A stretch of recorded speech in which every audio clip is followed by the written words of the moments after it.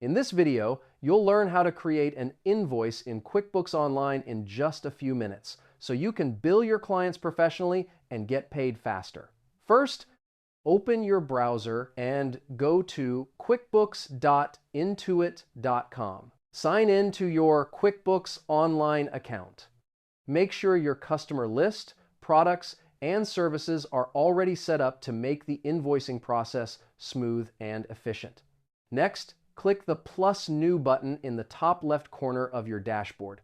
From the drop-down menu, select Invoice to start creating your new invoice for one of your customers right away. Now, choose the customer you're billing. Type their name in the customer field or select them from the drop-down. QuickBooks will automatically pull their billing details, email, and payment terms from your customer database for accuracy. After that, add the products or services.